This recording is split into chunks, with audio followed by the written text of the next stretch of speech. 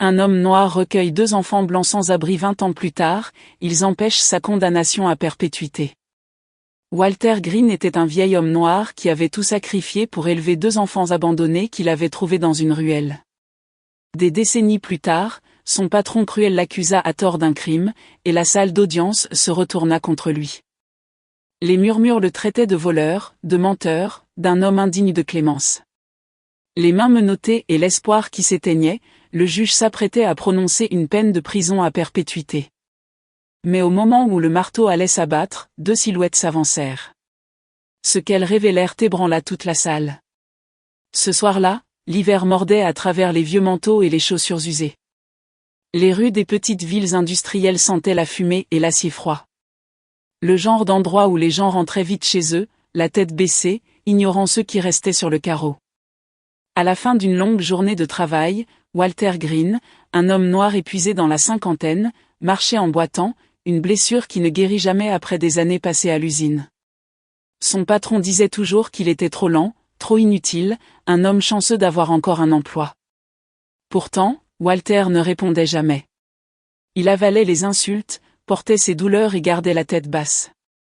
Cette nuit-là, il passa devant une ruelle étroite derrière le restaurant. Le bourdonnement des ventilateurs des congélateurs se mêlait au sifflement du vent, et là, blottis contre une poubelle, 2 enfants pâles et tremblants, leurs vêtements réduits à des lambeaux superposés sur leurs os. Le garçon serrait sa petite sœur contre lui pour la protéger du froid. Walter s'arrêta. Il aurait pu continuer son chemin, comme tout le monde. Les paroles de son patron résonnaient encore dans sa tête, ne perds pas ton temps avec des clochards. Tu arrives déjà à peine à te nourrir. Et il avait raison. Les repas de Walter se résumaient souvent à des restes. Sa chambre était à peine chauffée. Mais en voyant ses enfants, il sentit une force plus puissante que sa propre faim.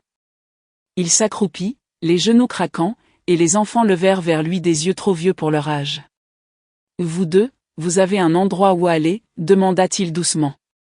Et silence, juste un hochement de tête. Walter soupira, son souffle formant un nuage dans l'air.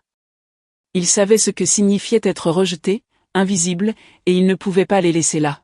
« Pas ce soir, » dit-il en tendant une main calleuse. « Allez, venez. » Le garçon hésita, mais les petits doigts glacés de la fillette glissèrent dans sa paume. Cela suffit. Quand ils arrivèrent dans son petit appartement, les voisins observaient par les portes entr'ouvertes. « Ce fou », murmura l'un d'eux à l'autre. « Ce vieux ne peut même pas payer ses factures, et maintenant il ramène des clochards chez lui. » « Il coulera avec eux », ricana une autre en secouant la tête. Walter entendit. Il entendait toujours. Mais il continua simplement son chemin, suivi par 2 vies fragiles. Chez lui, ce n'était pas un palais, du papier peint qui se décollait, un canapé affaissé et un seul radiateur qui grinçait plus qu'il ne chauffait.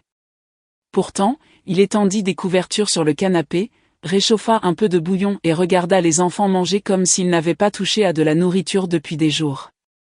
Cette nuit-là, assis dans un coin en massant sa jambe endolorie, Walter pensa à la façon dont son patron se moquerait de lui le lendemain, à l'argent qui serait encore plus rare. Mais il savait aussi une chose, ses enfants ne dormiraient plus sur du béton glacé. Pas tant qu'ils seraient en vie. Avec cette décision silencieuse, un lien se scella, un lien qui résonnerait bien plus fort qu'il ne l'imaginait. Les jours qui suivirent ne furent pas faciles. Walter travaillait à l'usine d'acier, où l'air sentait le fer brûler et où chaque coup de marteau semblait ébranler ses os. Son patron, M. Harlon, était un homme qui se nourrissait d'humiliation. Il attendait que l'atelier se taise avant d'aboyer à travers la salle, « Green. Même les orphelins que tu as ramenés chez toi doivent aller plus vite que toi. » Les ouvriers riaient, certains mal à l'aise, d'autres avides de participer. Walter ne répliquait jamais. Il essuyait la sueur de son front et continuait. Mais chaque insulte, chaque regard méprisant était un poids qu'il ramenait chez lui avec sa boiterie. Pourtant, le soir, ce poids semblait s'alléger. Il ouvrait la porte de son appartement, et les enfants couraient vers lui. Le garçon, Eli, avait toujours un livre à la main, impatient de lire à voix haute ce qu'il avait appris à l'école. Sa petite sœur, Grace, était souvent assise à la table bancale, gribouillant avec un crayon émoussé, dessinant des maisons plus chaudes et plus lumineuses que tout ce qu'ils avaient connu. Walter leur donnait sa nourriture quand les placards étaient vides. Il rapiéçait la veste d'Ellie avec des poings maladroits et économisait pour acheter des chaussures à graisse. Certaines nuits, quand le chauffage s'éteignait en toussant, il les serrait contre lui, faisant semblant de ne pas avoir froid lui-même. Les voisins chuchotaient dans les cages d'escalier et les épiceries. Il finira dans la rue avec eux, murmura une femme quand Walter passait. Un noir qui élève 2 enfants blancs? Ils se retourneront contre lui à la première occasion, ricana un homme. Walter entendait, mais il ne répondait jamais. Au lieu de cela, il se consacrait aux enfants. Il apprenait à Ellie à changer une roue, à serrer une main avec dignité. Il montrait à Grace comment gérer l'argent, comment rester debout, même quand le monde essayait de vous rabaisser. Arlon, lui, ne lui laissait jamais oublier sa place. Quand Walter demanda un jour de congé pour emmener Grace à la clinique, Arlon ricana, « Tu n'es pas leur père. Arrête de jouer au héros et retourne travailler. » Mais Walter le fit quand même. Il prit la journée, au risque de perdre son salaire. Il accompagna Grace à la clinique, la main ferme sur la sienne, conscient du prix à payer. Ce soir-là, quand Arlon lui coupa son salaire de moitié, Walter glissa le bulletin dans sa poche, faisant semblant que rien n'avait changé. Les années passèrent ainsi, sacrifice après sacrifice. Les enfants grandirent. Ellie, avec des yeux perçants et un esprit encore plus vif, obtint des bourses que Arlon disait qu'il ne méritait pas. Grace, autrefois la petite fille silencieuse avec ses crayons, devint une voix redoutable dans les débats scolaires, n'ayant peur de défier quiconque se moquait de sa petite famille étrange. Walter les regardait avec une fierté discrète. Sa jambe le faisait de plus en plus souffrir, son dos se courbait davantage chaque année. Mais les enfants se tenaient plus droits. Pour la première fois, il se permit de croire que la gentillesse n'était pas gaspillée.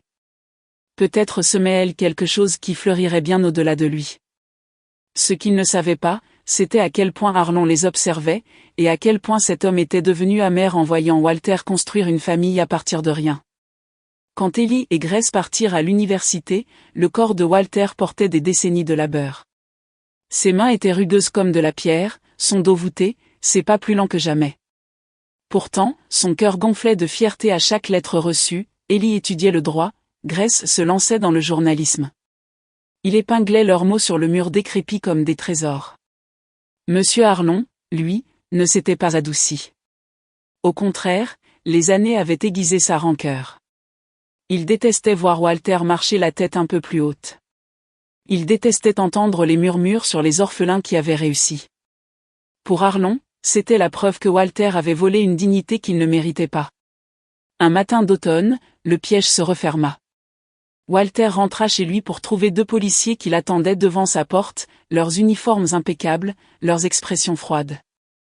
Une voisine les observait depuis sa fenêtre, marmonnant, « Je vous l'avais dit. Je savais qu'il finirait par avoir des ennuis. » Les policiers bousculèrent Walter et fouillèrent son modeste appartement.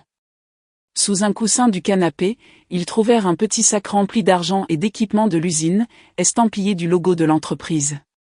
Walter retint son souffle. Il n'avait jamais vu ce sac. En quelques heures, il était menotté, le métal lui mord dans les poignets. Arlon se tenait devant les grilles de l'usine, les bras croisés, ricanant tandis que Walter était emmené. On dirait que la gentillesse ne paie pas, après tout. Il avait parlé assez fort pour que les ouvriers l'entendent. Certains rirent, d'autres détournèrent simplement le regard. La salle d'audience sentait la cire et la poussière. Walter, voûté, ses épaules autrefois robustes maintenant affaissées, écoutait les procureurs le dépeindre comme un vieil homme amer qui avait volé pour survivre. Des témoins, des ouvriers que Arlon avait discrètement soudoyés, affirmaient l'avoir vu rôder autour des réserves. Les spectateurs remplissaient les bancs, chuchotant, « Je savais qu'il était trop beau pour être vrai. Ces enfants qu'il a élevés ne savent même pas qui il est vraiment. » Walter disait peu. Il aurait voulu crier, mais des années à avaler les insultes l'avaient réduit au silence. Il pensait à Ellie et Grace, mais il ne pouvait pas les entraîner dans cette honte. Mieux valait qu'il reste loin. Mieux valait qu'il ne le voie jamais ainsi. Quand le marteau du juge s'abattit, annonçant que Walter risquait la prison à perpétuité, la salle sembla se refermer sur lui. Les murs se resserrèrent, l'air devint rare. Walter baissa les yeux, le cœur lourd d'une vérité qu'il croyait définitive, peut-être que Arlon avait raison. Peut-être qu'un homme comme lui n'était pas destiné à s'élever au-dessus de sa condition. Puis les portes au fond de la salle s'ouvrirent lentement. 2 silhouettes entrèrent, sûres d'elles, inébranlables. Leurs yeux fixés sur l'homme assis seul à la table des accusés. Élie et Grèce, plus les enfants tremblants qu'il avait ramenés chez lui, mais des adultes désormais, façonnés par les sacrifices qu'il croyait passer inaperçus. La salle s'agita. Les chuchotements se transformèrent en exclamations. Pour la première fois, le ricanement de Arlon vacilla. Walter sentit sa poitrine se serrer. Il n'avait pas voulu qu'il soit là. Mais quand Élie posa une pile de dossiers juridiques et que Grèce leva un enregistreur, balayant la salle du regard, il comprit quelque chose qu'il ne s'était jamais autorisé à croire, sa gentillesse avait fait son chemin, et le combat n'était pas terminé. La salle d'audience bourdonnait maintenant, impatiente, tandis qu'Élie ajustait sa cravate et s'avançait. Le garçon timide qui se cachait autrefois dans les ruelles avait disparu. Il se tenait droit, la voix ferme, se présentant comme l'avocat de la défense de Walter. Il abattit des documents sur la table, des dossiers épais remplis de preuves. Grèce se plaça dans le public, son enregistreur clignotant en rouge. Elle n'était pas là pour observer. Elle documentait tout. Ses articles avaient déjà ébranlé des noms puissants, et maintenant, son stylo était braqué sur Arlon. Le procureur tenta de maintenir son élan, mais Élie démonta leur dossier pièce par pièce. Les témoins qui affirmaient avoir vu Walter rôder se décomposèrent sous ces questions. L'un bafouilla, admettant qu'il n'avait entendu que des rumeurs. Un autre se contredit dans son propre témoignage. Élie exposa les failles comme un chirurgien ouvrant des plaies. Puis vint le coup de théâtre. Grèce se leva et demanda l'autorisation de présenter un rapport. Il détaillait l'historique de Arlon, vol de salaire, harcèlement, falsification de comptes à l'usine. Étayé par des documents qu'elle avait déterrés en tant que journaliste. Des murmures parcoururent la salle. Le visage de Arlon devint écarlate, ses poings se serrèrent. Walter, figé, clignait des yeux pour retenir ses larmes. Il avait cru que les enfants qu'il avait sauvés l'avaient dépassé, qu'ils avaient continué leur chemin vers des mondes plus brillants. Mais les voilà, combattant avec le feu qu'il leur avait involontairement transmis. Le juge se renversa dans son fauteuil, tapotant son stylo, pesant la tempête qui se déchaînait devant lui. Il semble, dit-il enfin, sa voix résonnant, que toute cette affaire repose sur une manipulation. Il regarda Walter, puis Arlon. Les charges sont abandonnées. Des exclamations, des applaudissements. Quelques huées visèrent Arlon alors qu'il sortait, vaincu. Élie posa une main sur l'épaule de Walter. Grèce s'approcha, chuchotant, « Tu n'as plus à tout porter seul, papa. » Ce simple mot, « papa », résonna plus fort que le marteau qu'il avait libéré. Les voisins qui l'avaient moqué se turent. Les journalistes griffonnaient frénétiquement, et Walter, vieux et fatigué, se redressa enfin, levant les yeux vers le monde. Il avait autrefois sorti 2 enfants du froid. 20 ans plus tard, il l'avait sorti d'une cage. Parce que la gentillesse ne meurt pas. Elle attend. Elle grandit. Et quand le moment est venu, elle sauve. Quand Walter avait choisi la gentillesse des décennies plus tôt, il n'aurait jamais imaginé qu'elle sauverait un jour sa vie. Cette histoire nous rappelle que chaque acte de compassion plante une graine qui peut germer quand nous en avons le plus besoin.